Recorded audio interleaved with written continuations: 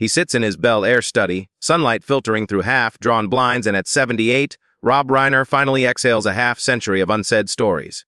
Across the desk rests a leather-bound journal filled with scribbled memories of Carroll O'Connor. His friend is on-screen contemporary, the man who played Archie Bunker yet harbored far more complexities off-camera. To the world, O'Connor's rants and barbs and All in the Family defined a generation's cultural battleground. To Rob, they masked a fragile soul, a perfectionist haunted by doubt, and a fiercely private heart buried beneath musty wardrobe trunks and studio lights. Today, Reiner lifts that veil, revealing the truth of Carroll's kindness, his hidden pain, and the secret pact they shared in the turmoil of Hollywood's golden age. Reiner's earliest recollection of Carroll O'Connor takes him back to 1971, on the Paramount lot where sets smelled of fresh paint and ambition. Rob was fresh off the success of his first film as a director, eager for guidance. Meanwhile, O'Connor, already Archie, strode onto stage like a veteran general surveying recruits. Rob approached him in the commissary, bracing for a curt, "Get lost, kid."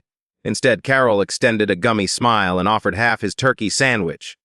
"You've got fire in your eyes," he said. "Don't let them burn you out." From that moment, Reiner realized Archie Bunker's fire was borrowed from a man who knew every ember of insecurity. As All in the Family exploded ratings records, Reiner watched Carroll transform from affable mentor into a titan of television drama. Yet behind the scenes, Rob discovered a different reality. Carroll's robust laugh concealed restless nights spent poring over scripts in his bungalow, muttering at pages he deemed too soft for his audiences. He wrestled with every word until Archie's barbs felt less like cheap laughs and more like arrows thrown into society's complacency. Reiner recalls peering into Carroll's dimly lit office and finding him hunched over a typewriter, a half-empty Scotch glass sweating on the desk, and a single tear tracing down his cheek. "I never told me why he cried," Reiner writes, "but I knew it was either love or regret, or both."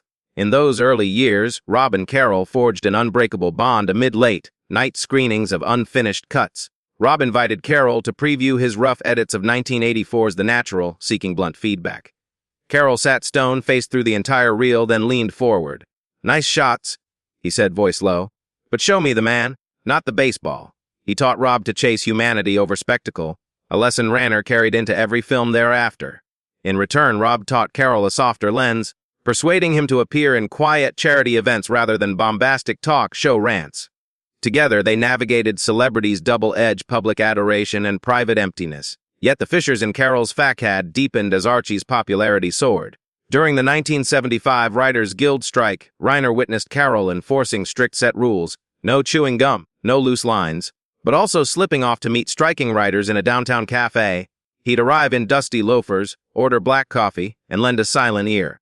When a young scribe confided fears of striking artistic matchmaking for breadwinning, Carroll thumbed the rim of his cup and said, "Fight for your words. Kid, they're all you've got." Rob later discovered these clandestine meetings when Carroll entrusted him with musty journal entries documenting union meetings and tear-stained anonymous letters from younger writers seeking mentorship. But the truth Reiner now reveals goes deeper still. Carroll O'Connor quietly fought a lifelong battle with chronic insomnia and self-medication. Reiner remembers opening Carroll's medicine cabinet one afternoon to find dozens of pill bottles, sleep aids, anti-anxiety tablets, and prescription painkillers. When confronted, Carroll gave him that crook grin and remarked, "Archie can stay up all night shouting at the TV, but O'Connor needs his 8 hours." Rob pressed for answers, but Carroll merely shrugged and said, "Just part of the package." Only after Carroll's passing in 2001 did Reiner learn from Carroll's sister that decades of late-night show tapings left her brother drained, hollowed by the demand to be America's moral hypocrite 5 nights a week. Still, Carroll's generosity remained luminous. In 1982, Rob was reeling from a failed project and sank into a months-long creative slump. Without fanfare, Carroll flew to New York, checked into Rob's loft unannounced, and cooked him a pot of his favorite minestrone, an elaborate recipe Carroll had memorized from Rob's dire, "Cook for light lunches," admonitions. They spent the night over Jenga and jazz records. No talk of scripts or directors. The next morning, Rob woke to a sticky note on his fridge. "Kid, there's always another take. Love, Carroll."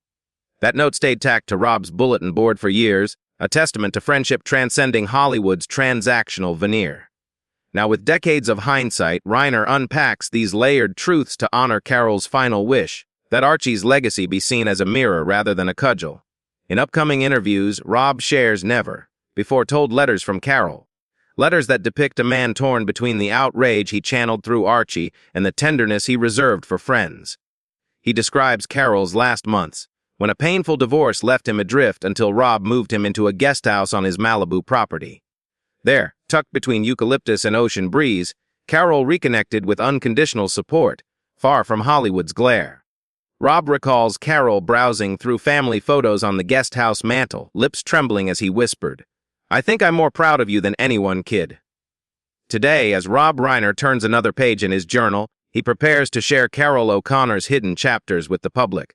Not the scandalous gossip or tabloid mockery, but the threads of compassion, mentorship, and inner turmoil that wove the man behind Archie. In doing so, he fulfills Carroll's last directive that truth, no matter how uncomfortable, must prevail. Because Archie Bunker taught America to laugh at its own prejudices, but Carroll O'Connor's real gift was teaching his friends, and perhaps the world, that vulnerability once exposed can build bridges where bigotry once burned. In the years that followed Carroll's final curtain call, Rob Reiner unearthed layers of his friend's life that even the closest colleagues never glimpsed. One afternoon, sifting through boxes of Carroll's correspondence in a dusty Bel Air storage unit, Rob found letters addressed to Dearest Archie. These weren't scripts or fan mail, but deeply personal missives. Poems penned in shaky ink, lines like, "I fear the man I become when Archie sleeps," and confessions of loneliness after cameras stopped rolling. Reading by lamplight, Rob realized Carroll's greatest performance was not his on-screen bravado, but the steadiness with which he concealed a beating heart that craved solace. Those letters would form the backbone of Rob's revelation. Archie's rage mirrored Carroll's own internal struggles. Behind the smile that greeted studio execs lay a relentless activist whose causes rarely made headlines. Rob discovered memoranda Carroll had drafted, tireless appeals to network heads, urging them to cast minority actors in substantive roles during an era when tokenism was the norm. Carroll campaigned privately for writers from underrepresented communities, circulating petitions in writers' rooms and anonymously funding travel stipends for aspiring dramatists. Reiner recalls Carroll tracking progress on sticky notes, figures for diversity hires, names of proteges he'd mentored, and reminders like, "Keep pushing until representation isn't a footnote." This clandestine advocacy was Carroll's true legacy, a moral compass directing Hollywood toward broader horizons. Reiner also uncovered Carroll's hands-on approach to shaping scripts. While Archie's zingers seemed effortless, most episodes bore Carroll's invisible fingerprints. Reiner recounts reading annotated drafts where Carroll had rewritten lines to sharpen their satirical edge or to soften moments of raw vulnerability. Suggestions stenciled in the margins. "Make this beat linger. Let her eyes speak here." On One All in the Family episode addressing mental health, Carroll slipped in scenes that humanized a visiting character's depression, long before television dared broach such topics. Those breakthrough moments, Rob now reveals, were Carroll's quiet insistence that comedy could carry conscience. Philanthropy ran through Carroll's veins like an unspoken creed. Rob unearthed ledgers listing donations to addiction recovery centers, battered women's shelters, and scholarships for single parents. Carroll quietly covered tuition for a struggling custodian's daughter, ensuring she could attend acting classes. An echo of his own unpredictable youth.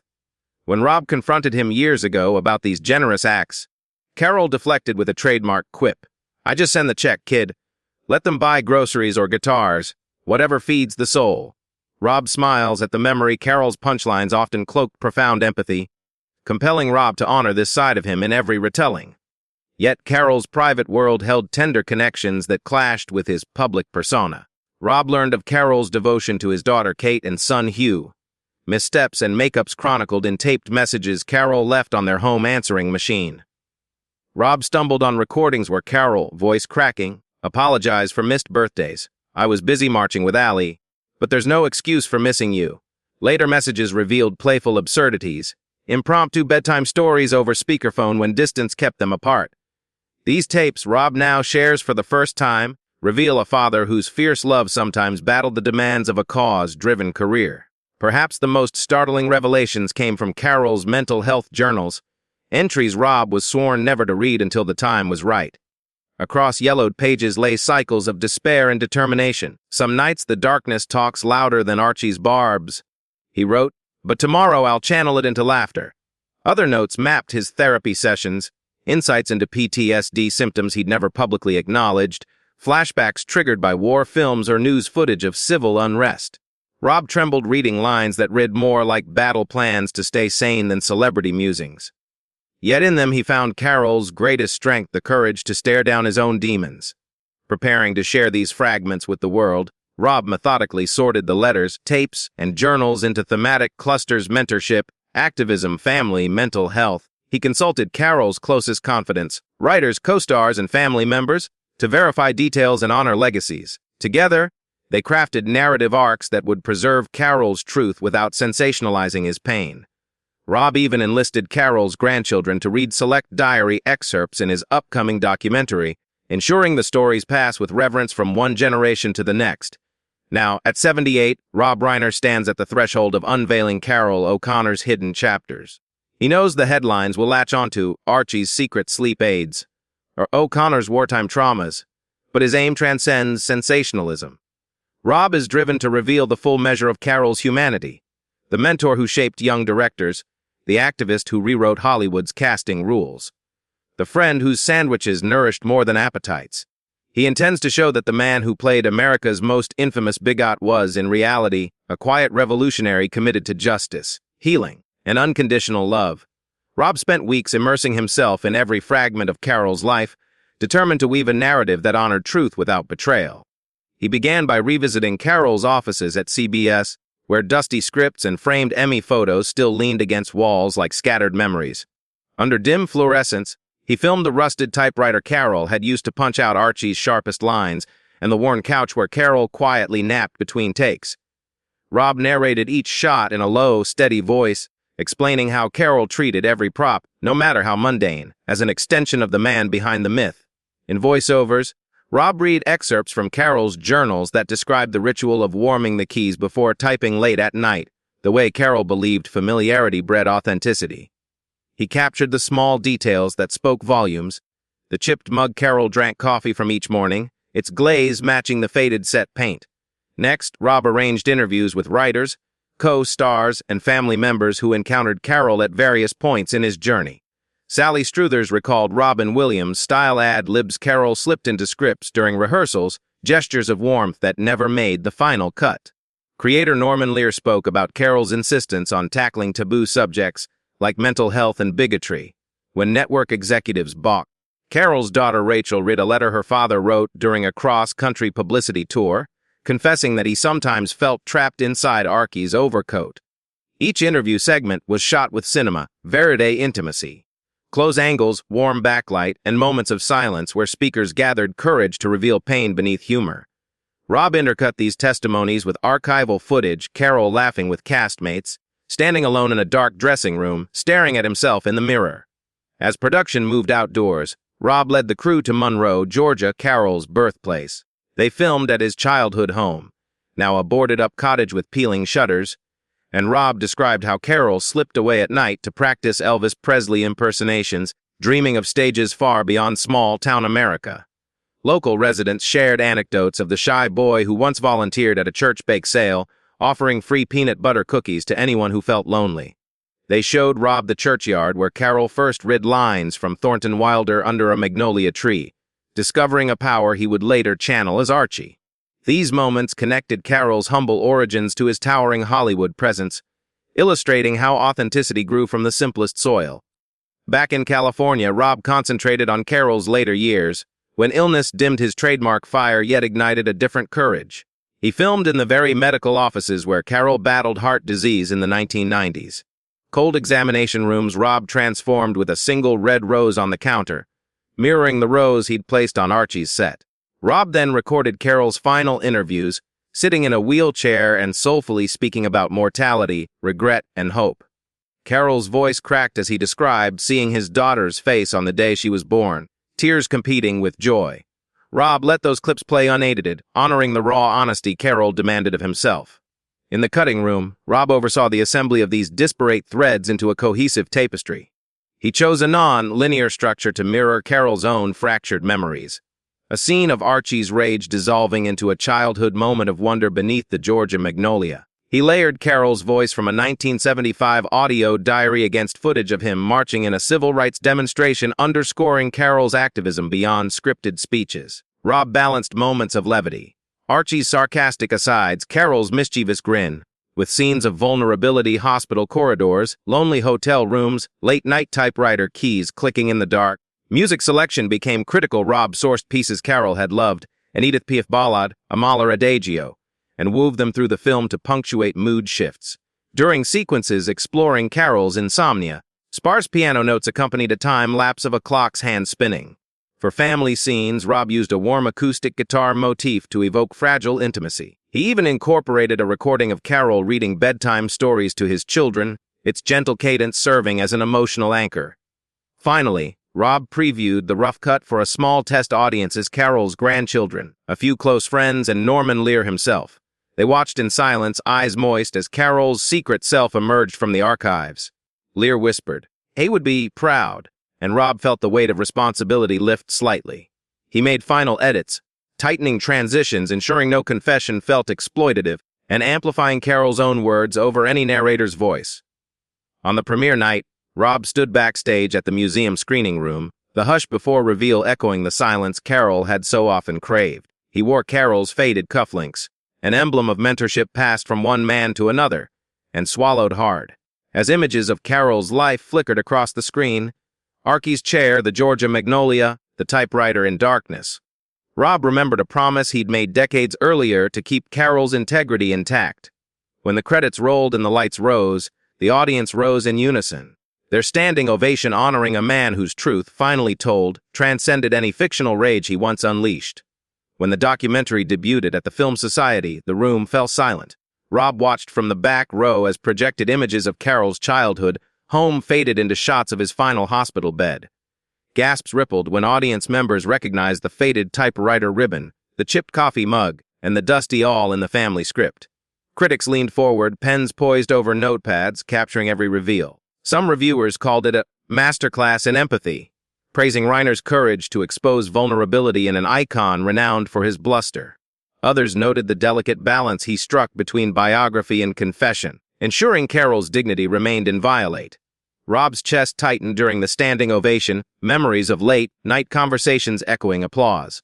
In that instant, Reiner realized he had fulfilled Carroll's true final act, teaching America that winning arguments pales beside the grace of admitting fallibility. As credits rolled over melancholic chords, voices rose in whispered conversation, contemplating television's enduring icons. Indeed, within days, national outlets covered the revelations, teasing Archie's human side and Carroll unmasked. Rob fielded interviews on morning shows and late-night programs, each eager for sound bites. Reiner steered each interview back to compassion and context, refusing sensationalism. "This isn't tabloid fodder," he said. "It's about a man who challenged prejudice on screen." He recalled Carroll's admission after dinner that he once feared his own voice could amplify bigotry even as he wielded it to critique intolerance. Rob felt that confession embodied Carroll's integrity, a refusal to weaponize his platform without examining his motives. Showrunners and colleagues reached out to commend Reiner's sensitivity, revealing how Carroll's hidden activism and mentorship had shaped their own careers. Industry insiders noted the film felt more like an intimate conversation than a typical celebrity special. Critics praised Reiner's restraint, noting the film favored archival honesty over dramatization. Reiner weighed awards against Carroll's distaste for pomp. As word spread to Carroll's family, emotional responses poured in. His widow, Nancy, shared a letter she'd written in 2000 describing Carroll's fear that fame had hollowed him. She spoke to Rob in a private screening, tearfully recalling the night he first sobbed in her arms after a shoot in Tunisia, overwhelmed by loneliness and homesickness. Carroll's daughter Kate and son Hugh Coe hosted an intimate panel after the premiere, discussing how their father's public persona often eclipsed the real man who sent them handwritten postcards signed, "Dad."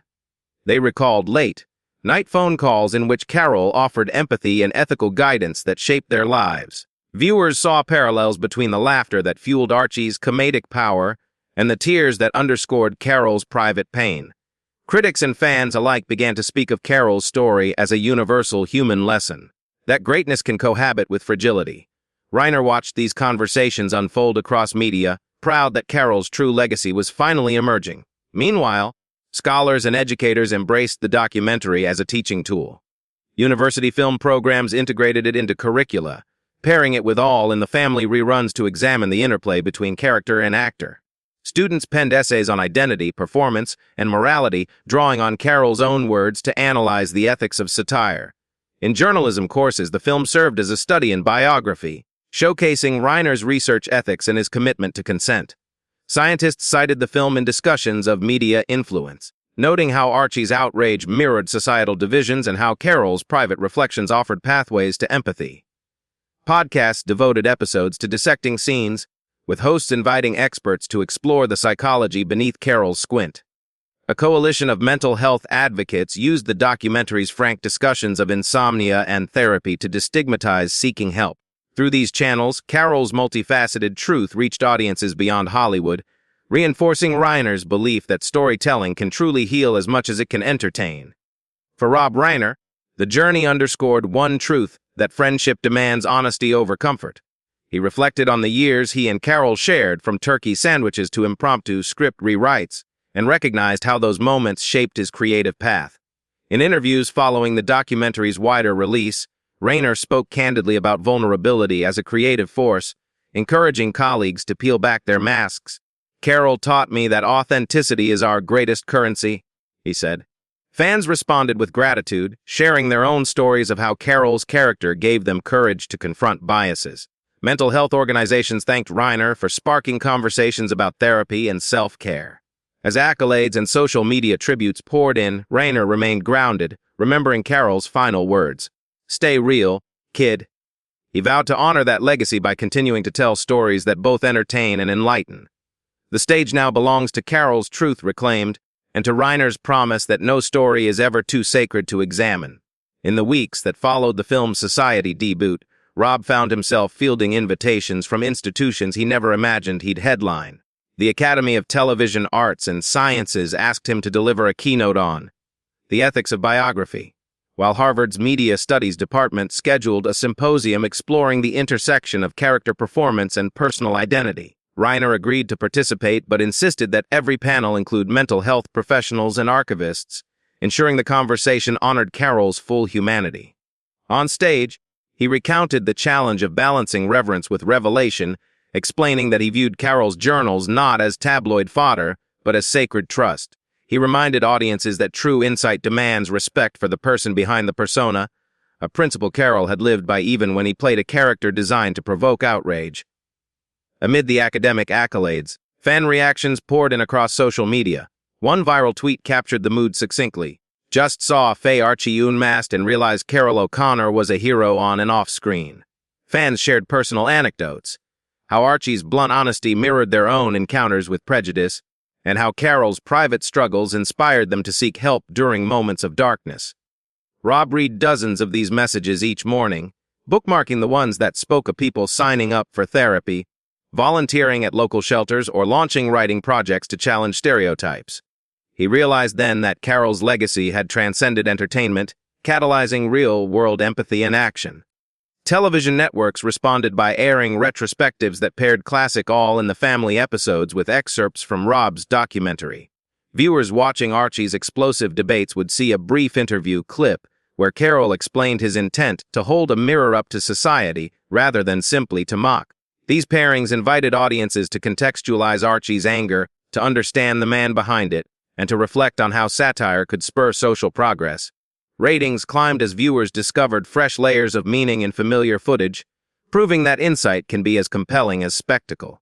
Rob also collaborated with streaming platforms to create a dedicated Carroll O'Connor section featuring restored episodes, behind-the-scenes outtakes, and interactive timelines of Carroll's activism. One digital featurelet allowed users to explore for themselves the annotated scripts Carroll had gifted to Rob, complete with margin notes on tone, pacing, and emotional beats. This immersive archive drew film students and fans alike, forging a deeper connection between Carroll's creative process and the lasting impact of his work. Rob watched usage statistics climb, grateful that Carroll's dedication to authenticity would now educate generations of storytellers. Yet for Rob, the most profound sign of success came from the mental health community. Shortly after the documentary's release, a coalition of sleeper support groups for creatives reached out, confessing they had named one of their chapters, The Archie Too Raw, in Carroll's honor. They credited his candid discussions of insomnia and therapy with destigmatizing mental health in entertainment circles. Rob arranged a private screening for their members at a Los Angeles theater, joining them for a post-film discussion where participants openly shared struggles and strategies for self-care. He listened as they described feeling less alone when Carroll's words flickered on screen, and he resolved to champion mental health resources in every project he undertook. Philanthropic endeavors blossomed around Carroll's memory. The Lee and Carroll Fund for Storytelling was established through a partnership between Rob and Carroll's estate, offering microgrants to emerging writers who tackle social justice themes.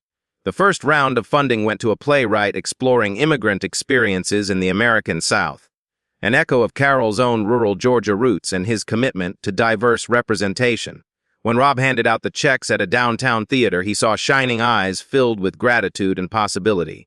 He remembered how Carroll had quietly supported aspiring writers decades earlier, and he knew that this renewed patronage would honor his friend's ethos more powerfully than any on-screen accolade. Back in his Bel Air office, Rob revisited the leather-bound journal he'd first cracked open a year before. The entries remained a living testament to Carroll's complexity, poems about fear, scribbled reflections on social change, and tender notes to family members. Rob turned to his own journal and added a new entry, a pledge that he would continue to protect Carroll's legacy with the same fidelity he'd shown in crafting the documentary. He wrote, "May truth always guide our storytelling, and may mercy temper our curiosity.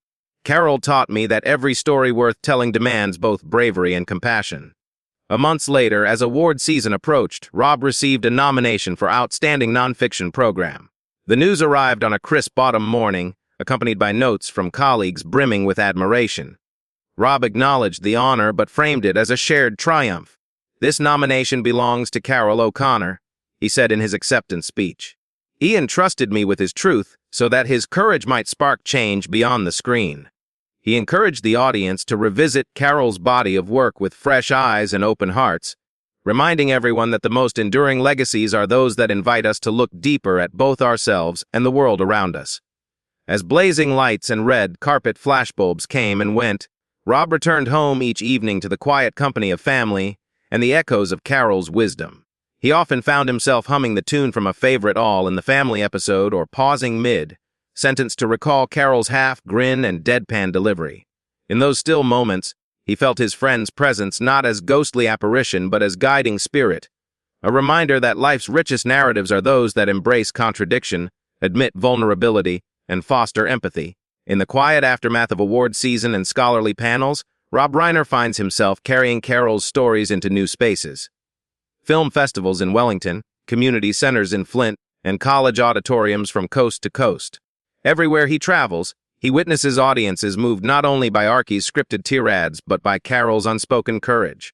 He attends small gatherings where viewers share how the documentary prompted them to confront their own prejudices or to finally seek help for long-buried anxieties. At each event, Rob listens more than he speaks, understanding that the real legacy lies in others finding the strength to expose their vulnerability just as Carroll did. In those moments, he feels the ripple of truth expanding far beyond any single screen. At home, Rob has established an annual Carroll O'Connor Memorial Lecture at a Los Angeles community college, insisting no admission fee and inviting students from every background. He selects speakers with diverse voices, activists, therapists, writers, each invited to reflect on an aspect of Carroll's multifaceted life, from his insomnia and self-care journey to his advocacy for underprivileged artists. Rob joins them in Q&A sessions, urging candid dialogue about the costs of creativity and the power of compassion. He watches as students lean forward, eager to grapple with the same complexities that haunted Carroll's private journals, and he feels certain that the next generation will carry forward this ethos of honesty. Meanwhile, conversations sparked by the documentary have prompted streaming platforms to commission a limited podcast series titled Beyond the Bunker. Reiner serves as executive producer, guiding interviews with archivists who catalog Carroll's wardrobe, sound engineers who captured his subtle inflections, and mental health experts who analyze the man behind the character. Fans eagerly tune in, downloading episodes as they commute or unwind, each installment unraveling a different thread of Carroll's life. Reiner listens to their feedback, grateful that these long-afterglow discussions are more than nostalgia. They're living conversations about identity, accountability, and the redemptive power of storytelling. In private moments, Rob revisits Carroll's journals and letters, tracing his friend's evolving handwriting, from steady loops in youth to hesitant scrawls in later years. He rereads the final entry Carroll penned in early 2001, a short note evaluating the meaning of legacy. Did I leave the world kinder than I found it? Rob closes the journal and gazes at the ocean beyond his Malibu deck, reflecting on that question. He realizes the documentary and its ripple effects are Carroll's answer. Through laughter and tears, through satire and solidarity, Carroll's life story did leave the world a bit more compassionate. That realization both comforts and humbles him, reminding Rob that the truest measure of impact is unseen, counted in hearts changed rather than awards tallied. To honor Carroll's own love of words, Rob is working with a small press to publish a curated volume of Carroll's writings, poems, diary excerpts, and personal reflections, accompanied by Rob's commentary on each piece. He envisions readers holding those pages in their hands, encountering Carroll's original voice unfiltered by cameras or microphones. Every sale will underwrite mental health scholarships for performing arts students, reinforcing Carroll's ethos of paying kindness forward. Rob imagines Carroll's surprise that his private musings would one day inspire not only entertainment but also real-world support for those battling inner demons. As anniversaries of Carroll's birth and passing arrive, Rob marks them with quiet rituals. On May 2nd, he hosts a small dinner with family and close collaborators, preparing Carroll's favorite minestrone recipe in his own kitchen, just as Carroll once sent him an unannounced pot of it during Rob's slumps.